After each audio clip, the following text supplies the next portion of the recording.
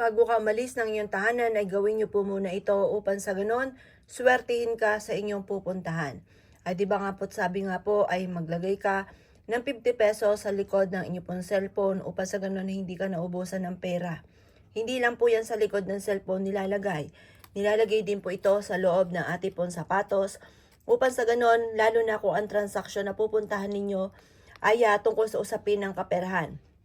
Halimbawa, sa inyong negosyo, ikaw po muna ay maglalagay ng 50 pesos na ganyan ang itsura at ito po ay ipasok mo na ang inyong pong paa. Asahan nyo na sa araw na kung kailan kayo ay naglagay ng 50 pesos ay magkakaroon ka ng malaking benta.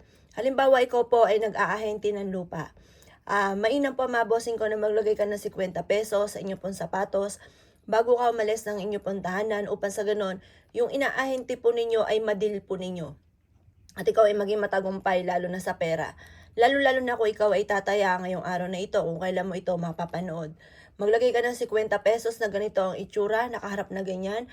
Pagtanggal mo ng inyong sapatos, nakaharap pa rin na ganyan yung tao, mabosing ko sa inyong pera.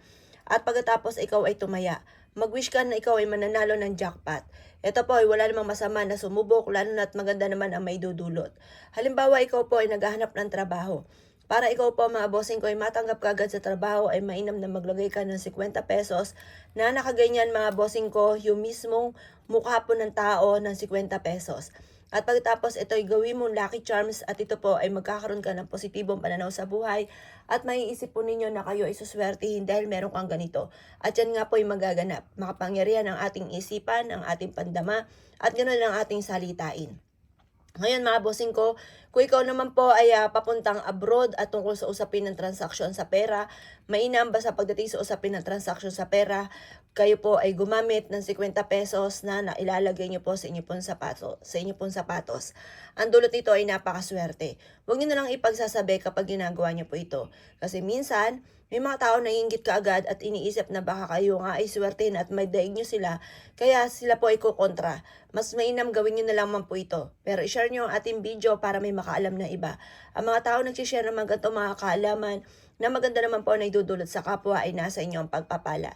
Nagsishare ka pa lamang ikaw ay sinuswerte na. Mainam po mga bossing ko na gawin nyo ito ng tahimik. At kapag may mga dumarating na blessing, huwag nyo ipagsasabi. Hayaan nyo lamang po na sila mismo ang makapansin. At ito'y tawan-tawanan mo na lamang. Huwag ka magyayabang, huwag mo po sasabihin kung ano pa ang iba pong mga sikreto. Mas mainam na wala nakakaalam. Kasi once may nakakaalam, may mga kumukontra sa mga pangarap. May mga naiinggit ka agad. Ngayon pa mga bossing kaya 50 pesos sa ating gagamitin, ito ay kulay pula. Ang pula ay nagtataboy ng malas at tumahatak ng swerte. Kaya kung nais yung mataboy din ng mga kamalasan ng mga tao, lalo na mga inggitera, gumamit ka ng kulay pula. Kagaya ng 50 pesos. Kaya kung ikigagawa ng gato mga pamamaraan, ay siya mga boss, good luck po sa iyo po lahat.